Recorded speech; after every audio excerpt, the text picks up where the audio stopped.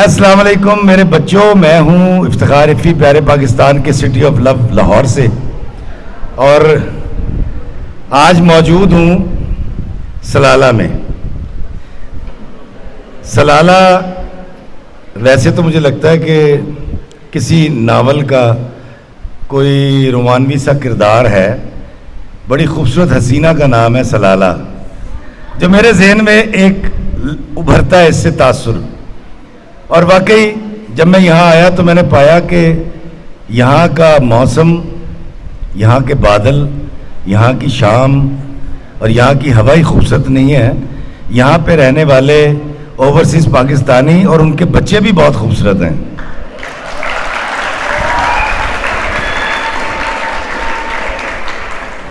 Pakistan school سلالہ، اچھا یہ لفظ پاکستان ایک ایسا لفظ ہے میرے لیے، یہ جب کسی کی چیز کے ساتھ جڑ جاتا ہے تو میرے سارے جذبات، میری ساری محبت، میرا سارا پیار بھی اس کے ساتھ جڑ جاتا ہے۔ بچوں، پاکستان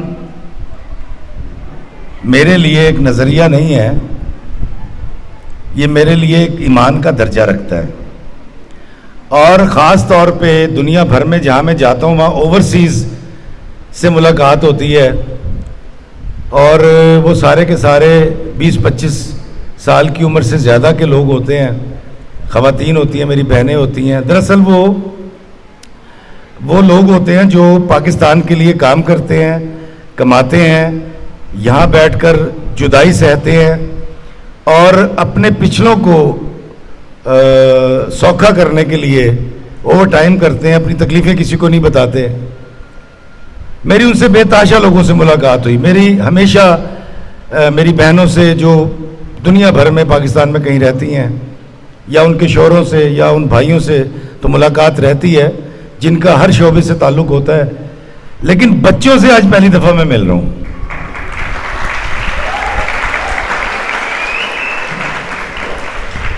یہ جو اوورسیز کے بچے ہیں یہ آج پہلی دفعہ مجھے ملے ہیں، کیونکہ ایک عجیب سا تصور ہمیشہ رہتا ہے، اور وہ یہ ہے کہ کیونکہ آپ کے والدین بڑی محنت کرتے ہیں، دن رات محنت کرتے ہیں، وہ اپنی تکلیفیں بھی آپ کو نہیں بتاتے، تو چونکہ پیٹ بھر کے روٹی کا ملنا، آسائشوں کا حاصل ہونا، گاڑیوں پہ گھومنا یا کسی چیز کو خریدنے کے لیے نہ ترسنا، یہ آپ کو نہیں پتا، آپ کو بالکل نہیں پتا ہوگا، یہ میں لکھ کر دے سکتا ہوں، کیونکہ اوورسیز تو بیچارے اپنے بہن بھائیوں رشتہ داروں کو تکلیف میں نہیں دیکھ سکتے، تو یہ کیسے ہو سکتا ہے کہ آپ میں سے کسی بچے نے کبھی فاقہ کیا ہو؟ پتہ ہے فاقہ کیا ہوتا ہے؟ پتہ ہے؟ فاقہ ہوتا ہے کہ آپ کے گھر میں کھانے کو نہیں ہے۔ روزے میں تو ہمیں اللہ کا حکم ہے نا کہ فاقہ ہوتا ہے کہ آپ کے گھر میں کھانے کو نہیں ہے، آپ کے گھر میں اتنی غربت ہے، پیسے نہیں ہیں، مفلوق الحال ہیں آپ، تو آپ کو تو پتہ نہیں فاقہ کیا ہوتا ہے۔ اب روزہ کیونکہ فرض ہے تو وہ آپ ضرور رکھتے ہوں گے، لیکن اس میں بھی آپ کو یہ دھیان رہتا ہے کہ اللہ کا حکم ہے، لیکن کبھی اس روزے میں جو عصر کے بعد بھوک لگتی ہے اور پیاس لگتی ہے، اس کو محسوس کیجئے گا۔ اس اے سی کمرے سے نکل کے کسی مالی کو، آپ یہاں دیکھتے ہوں گے بہت سارے اوورسیز پاکستانی، انڈین اور بنگالی یہاں جب کام کرتے ہیں دھوپوں کے اندر، تو اس کی وہ تکلیف ضرور دیکھیے گا، اور تصور کیجئے گا کہ آج میں نے کھانا اس لیے نہیں کھا رکھا کہ میرے گھر میں کھانے کو ہی نہیں تھا، تو شاید آپ اس تکلیف کو محسوس کر سکیں جو کسی بھی فاقہ کش کے گھر میں ہوتی ہے۔ آپ کو جو آسائشیں ملتی ہیں یہ آپ کے ماں باپ کے خون پسینے کی کمائی ہوتی ہے، اور مزے کی بات آپ یہ دیکھیں کہ آپ کے والدین، بلکہ آپ کے کیا سب والدین ایسے ہی ہوتے ہیں، اللہ نے ان کو پتہ نہیں کس مٹی سے بنایا ہوتا ہے، یہ کہتے ہیں کہ یار اپنے منہ کا لقمہ اپنے بچے کو کھلا دیا جائے، لیکن میں جب آپ کی عمر میں تھا میں بڑا بیوقوف تھا، میں اپنی امی سے بھی جھگڑا کرتا تھا، ابا سے بھی ناراض رہتا تھا، اے جی میرے پیسے نہیں دیں دے، فلاں نہیں کر دے، فلاں نہیں کر دے، کیونکہ میرا تعلق ایک ایسے گھرانے سے ہے جہاں سچ مچ فاقے بھی ہوتے تھے. میرا باپ ایک سرکاری محکمے میں سوٹر تھا. سوٹر ہوتا ہے پہلے اسکیل کا ملازم. تو پھر وہ پڑھتے گئے, پھر انہوں نے ایف اے کیا, پھر وہ اسسٹنٹ سپرنٹینڈنٹ ریٹائر ہوئے. لیکن جب تک ان کی ترقی نہیں ہوئی تھی تو ہمارے گھر میں بڑے برے حالات رہتے تھے جو ایک سرکاری ملازم کے ہوتے ہیں کہ 17 دن کھا لیا 13 دن فاقہ, 13 دن کھا لیا تو 17 دن ادھار پہ گزارا. لیکن آپ بڑے خوش قسمت ہیں, آپ کے گھر میں کبھی ایسی سچویشن نہیں آئی اور اللہ کبھی لائے بھی نہ. لیکن آپ کو کیونکہ اس تکلیف سے نہیں گزرنا پڑا تو پھر آپ کو یہ پتہ نہیں چلتا کہ آپ کے ماں باپ یا وہ ملنے والی آسائش کتنی قیمتی ہے, کتنی ضروری ہے. اور اگر آپ اس کو نہ بھی سمجھیں یا نہ سمجھنا چاہیں تو چلیں آپ مت سمجھیں, ایک بات ضرور سمجھ لیجئے, اور وہ یہ ہے کہ آپ وہ پاکستانی ہیں یا ان اوورسیز پاکستانیوں کے بچے ہیں جو وطن عزیز کے لیے ڈاکٹر بھی پیدا کریں گے, انجینئر بھی پیدا کریں گے, سائنسدان بھی پیدا کریں گے. اور آپ میں سے بہت سے ایسے بھی ہوں گے جو دین کی خدمت کریں گے. یہ تہیہ کر لیں. اچھا یہ بھی نہ کہے کہ میں بہت بیسٹ ہوں گا, سب سے بیسٹ مجھ کچھ نہیں ہوتا. ایک اچھا انسان ہونا بڑا ضروری ہے. آپ اگر زندگی میں کچھ نہ بن سکیں نا, جو میں نے بھی کہا ہے, تو ایک اچھا انسان بن جائیے گا جو کسی کو راستہ بتا سکتا ہو, جو کسی اندھے کو انگلی پکڑ کے سڑک پار کروا سکتا ہو, جو کسی کو ایک وقت کی روٹی کھلا سکتا ہو. آپ کیونکہ ابھی بچے ہیں اور اس عمر میں ہم ہواؤں سے لڑتے ہیں, ہمیں احساس نہیں ہوتا. بس ہم نے تو فرمائش کرنی ہے کہ جی مجھے تو آئی فون 14 چاہیے بس, کیونکہ عائشہ کے پاس ہے, کیونکہ حاجرہ کے پاس ہے, کیونکہ امجد کے ابو نے اس کو ایک نیا فون لے کر دیا ہے. وہ جی چارجر تو مجھے فلاں والا چاہیے $90 کا. یہ ہم کرتے ہیں. اچھا ضرور کریں, زندگی یہی ہے, مزے کریں. میں اکثر کہتا ہوں کہ باپ کو, سرکار کو اور سسرال کو لوٹ کے کھا جاؤ کوئی نہیں پوچھتا, لیکن یار کچھ پے بھی تو کرنا چاہیے نا پھر اس کی جگہ. آپ کو چاہیے کہ اس کا ریوارڈ تو ملے نا ان کو. تو مجھے بڑا اچھا لگ رہا ہے آج یہاں آ کے آپ سے بات کر کے, اور اتنے پر رونق چہرے ہیں میری بچیوں کے, میرے بیٹوں کے. اور آپ یقین کیجئے کہ میں جب بھی پاکستان سے باہر جاتا ہوں, کیونکہ آج کل آوارہ گردی کا پروگرام ہے میرا, تو پوری دنیا کو ایکسپلور کر رہا ہوں, تو میں کبھی اپنی مرضی سے اٹھتا ہوں, اپنی مرضی سے ناشتہ کرتا ہوں. یہاں جب مجھے عدنان نے کہا اور پرنسپل صاحب نے مجھے کہا کہ جی آپ نے آنا ہے اور عدیل بھائی نے, تو یقین کریں کہ 8 بجے کا الارم لگا کے اٹھا ہوں, پھر بھی لیٹ ہو گیا. کیونکہ پنجابی جی کہتے ہیں نا چھڑا, تو جب ہم جیسے لوگ دوسرے ملکوں میں جاتے تو ہم چھڑوں کے ڈیروں پہ ہوتے ہیں. مطلب استری بھی اپنی کرنی ہے, پیسٹ نہیں گا تو پھر اپنے میزبان کو فون کرنا, یار پیسٹ لے آ دے, اور یار فلاں چیز ہزار بند تو ہے لیکن ہزار بند ڈالنے والی وہ جو ہوتی ہے پونی نہیں ہے. تو میں لیٹ ہو گیا تھوڑا سا, اس کے لیے میں آپ سب سے بڑا معذرت خواہ ہوں. اپنی زندگی میں کچھ اصول بنا لیجئے گا بچوں.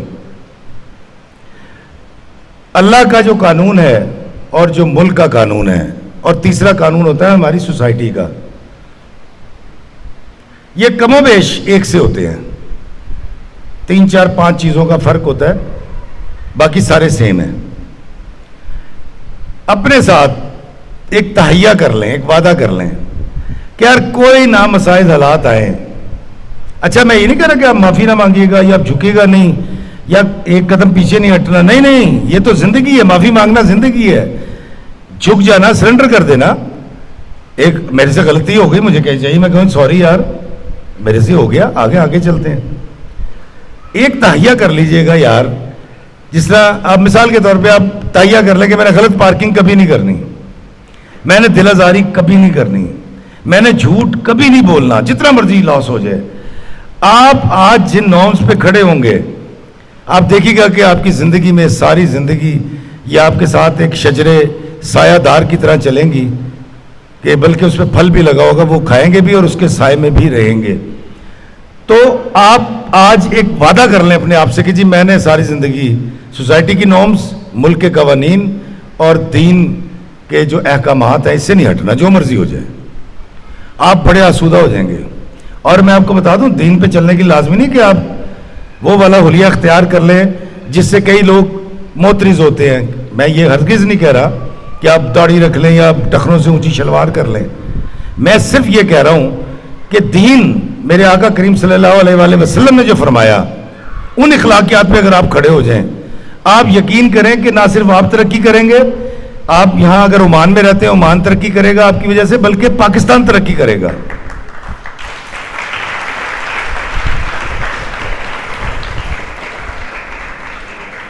میں 2005 میں, کیونکہ میں انڈیا 4 بار جا چکا ہوں تھیٹر کرنے, اس وقت میں جوان تھا ذرا, تو عثمان پیر زادہ صاحب کے ساتھ میں تھیٹر کرنے کے لیے جایا کرتا تھا انڈیا.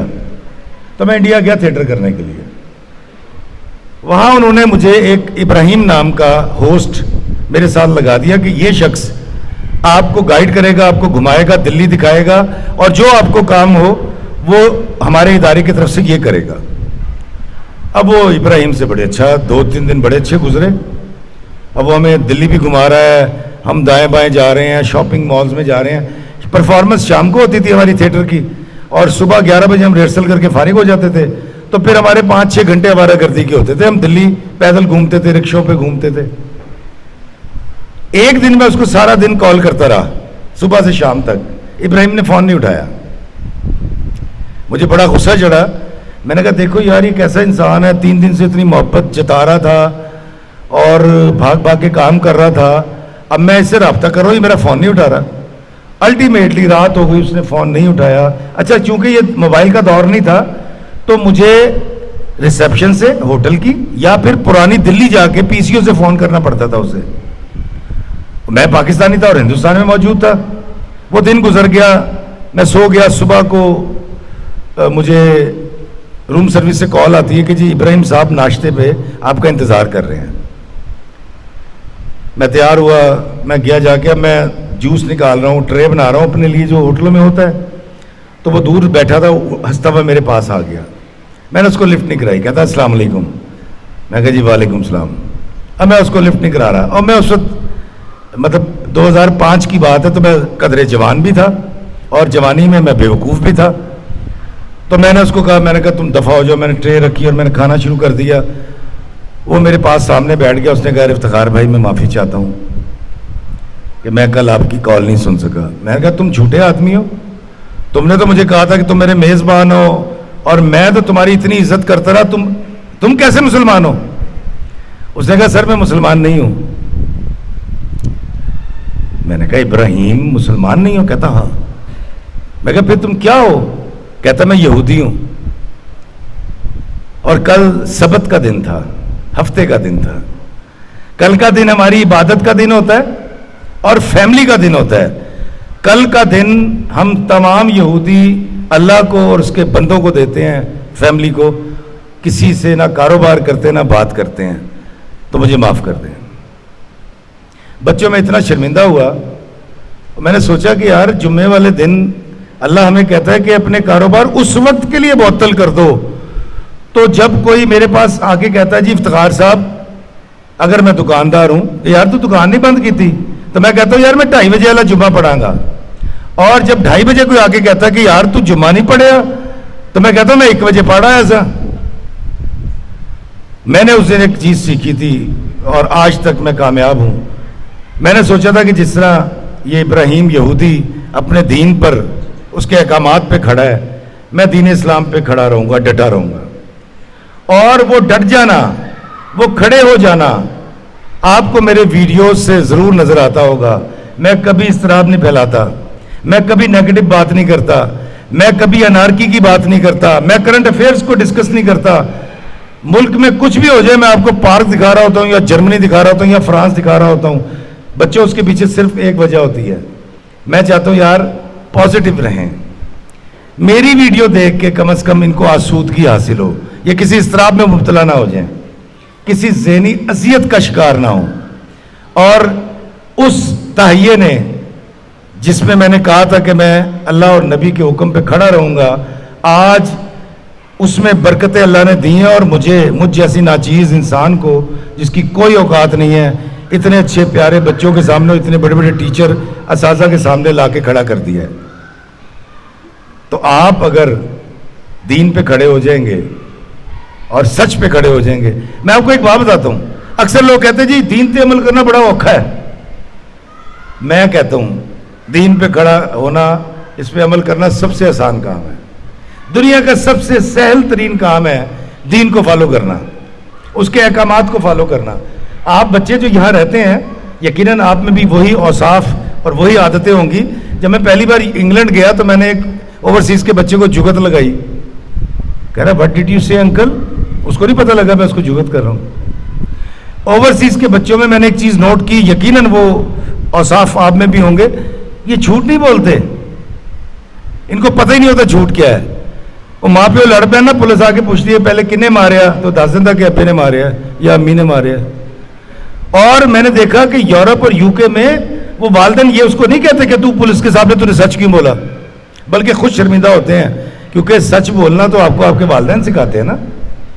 آپ کی ذات میں اچھائی کی پنیری تو آپ کے والدین بوتے ہیں, یا اساتذہ پھر اس کی آبیاری کرتے ہیں. تو آپ اپنے والدین کا ہمیشہ شکر گزار رہیے گا, اور اپنے اساتذہ کا ہمیشہ شکر گزار رہیے گا کہ انہوں نے آپ کے ساتھ اتنی شفقت کی. میں آپ کو بتا دیتا ہوں کہ 20-25 سال کی عمر تک آپ 1 روپیہ نہیں کمائیں گے. پڑھ رہے ہوتے ہیں نا والدین, لیکن کبھی یہ سوچے کہ یار اس 25 سال میں یا آج تک جو ابھی تک آپ کی عمر ہے, تاڑا 1 روپیہ نہیں لگا, 1 ریال نہیں خرچیا, تسی 1 ریال کمایا نہیں, تو آپ 18 سال کے, 17 سال کے, 20 سال کے کیسے ہو گئے؟ کوئی کسی نے نہیں کمایا نا. کمایا کسی نے آپ میں سے؟ ہاتھ کھڑا کریں. نہیں کمایا نا. اس فلسفے کو سمجھیے گا قدرت کے اور اللہ کے. اس نے آپ کو 20 سال کا کر دیا, وہ آپ کو 25 سال کا بھی کر دے گا. آپ کا 1 روپیہ نہیں لگا ہوگا اس وقت تک, لیکن جیسے آپ ڈگری لے کے نکلیں گے آپ پریشان ہو جائیں گے. یار جاب نہیں مل رہی, یار اچھی جاب نہیں مل رہی, یار میں بہت پریشان ہوں, میں بہت اذیت میں ہوں. اس وقت صرف ایک بات یاد رکھیے گا کہ جس اللہ نے آپ کو یہاں تک پہنچا دیا اور 20-25 سال کا کر دیا اور آپ کا 1 روپیہ نہیں لگا, اس اللہ نے آپ کی زندگی میں آگے بھی کوئی پلان رکھا ہوا ہوگا. اس پلان کے آنے کا مثبت رہتے ہوئے بغیر کسی ڈپریشن کے انتظار ضرور کیجئے گا. سمجھ آئیے آپ کو؟ جب آپ کی شادیاں ہوں گی انشاءاللہ, کئیوں کی شادیوں میں آگے بھنگڑا بھی ڈالوں گا جب ان کے والدین مجھے بلائیں گے, تو آپ دیکھیے کہ آپ کو بیانے تک تو سب کچھ والدین کرتے ہیں, پھر آگے ایک شوہر ہے, پھر وہ کرتا ہے کفالت. ایک اللہ نے دیکھے کیسا سسٹم بنا رکھا ہے, کبھی اس کو غور کیجئے گا. تو اس لیے میں یہ چاہوں گا کہ یہ جو ہے میری بچیاں یہ بہترین مائیں بنیں اور بہترین انسان بنیں, اور اس قوم کو آپ کی اور آپ کی بڑی ضرورت ہے. اس وطن عزیز کو آپ نے جذبے پیدا کرنے. کبھی مت سوچیے گا, دیکھیں میں آپ کو بتا دوں کہ میرا آئنسٹائن سے ملاقات تو نہیں ہوئی, لیکن اگر وہ زندہ ہوتا اور میں اس سے پوچھتا نا پنجابی چ 10 یار تو سوچیا سی تو بن جائے گا سائنسدان, تو انہوں نے کہنا سی مینوں نہیں پتا کیویں ہویا. ارسطو کو میں پڑھ رہا تھا, وہ کہتا ہے کہ اس سے کسی نے پوچھا تو مفکر کیسے ہو گیا؟ کہتا ہے یار میری بیوی میرے ہر بات میں اعتراض کیا کرتی تھی, میں اپنی بیوی کو منانے کے لیے یہاں تک پہنچ گیا. کیا نہیں امیجن؟ آپ نے تردد نہیں کرنا, پریشان نہیں ہونا. اس عمر میں بڑی پریشانی ہوتی ہے, میں نے زیادہ نمبر لینے ہیں, میں نے نہیں کچھ نہیں آگے جانا. یار فیل بھی انسان ہی ہوتے ہیں. یہ جو یہاں ورک شاپوں پہ کام کرتے کیا وہ انسان نہیں ہے یار؟ پڑھنا ضروری نہیں ہے, اچھا انسان بننا ضروری ہے, اور پوزیشن اس کی آئے گی جو با علم ہوگا. بابا بلے شاہ ایم اے پنجابی نہیں تھے, لیکن ایم اے پنجابی کرنے کے لیے بابا بلے شاہ کو پڑھنا پڑتا ہے. ایسا نیا مطلب نہیں کہ پڑھنا چھاڑ دے ہو کہ ایفی صاحب کہہ گئے نے. تو بچوں بڑا اچھا لگا آج یہاں آ کے. میں تو بولتا چلا جاؤں گا, ایک آخر میں ایک بات سنا کے میں ختم کروں گا. بابا جی اشفاق صاحب کی والدہ نے ایک اصیل مرغہ پالا ہوا تھا. یہ واقعہ میں نے بڑی دفعہ سنا ہے, آپ نے سنا ہوگا, لیکن کہتے ہیں اچھی بات کو بار بار کرنا چاہیے. انڈیا میں جب پاکستان اور ہندوستان ایک ساتھ تھے, برٹش رول تھا, تو انہوں نے ایک مرغہ پال رکھا تھا, اور وہ ان کو بڑا عزیز تھا. ان کی والدہ کو تو وہ مٹھی بھر کے لاتی تھی اور اس کی چونچ کے نیچے رکھ دیا کرتی تھی, اور وہ بڑی سہولت سے گردن جھکاتا تھا اور پیٹ بھر لیتا تھا. اور اشفاق صاحب کہتے ہیں ایک دن میں حسین میں ٹہل رہا تھا, پڑھ رہا تھا, تو میری بیبے آئی, انہوں نے بک پڑھ کے اس کے چونچ کے نیچے رکھی, تو اس نے ٹھونگ مار دی, چونچ مار دی, چھٹا لگا, سارے دانے بکھر گئے. ان کی والدہ کمرے میں چلی گئیں, تو کہتے ہیں میں اس مرغے کو دیکھ رہا تھا کہ وہ کبھی دائیں جاتا, کبھی بائیں جاتا, کبھی شمال, کبھی جنوب, اس کا پیٹ بھی نہیں بھرا اور وہ تھک بھی گیا. تو اگر آپ اللہ کے بندوں کو تانے مینے, بدخوئی, کسی کی حق تلفی کی پھونگے ماریں گے, چنجے ماریں گے, تو پھر اللہ تعالیٰ آپ کو بھی اسی اصیل ککڑ کی طرح تھکا دے گا جو شمال جنوب میں بھاگتا پھر رہا تھا اور اس کا پیٹ بھی نہیں بھرا تھا. اللہ کے بندے کی عزت کرنا سیکھیں, اس کی قدر کرنا سیکھیں, اور انسانیت کی معراج بھی یہی ہے کہ بندہ بندے کا دارو ہے. اللہ ہمیں آسانیاں عطا فرمائے اور آسانیاں تقسیم کرنے کا شرف عطا فرمائے. آمین. السلام علیکم ورحمۃ اللہ وبرکاتہ.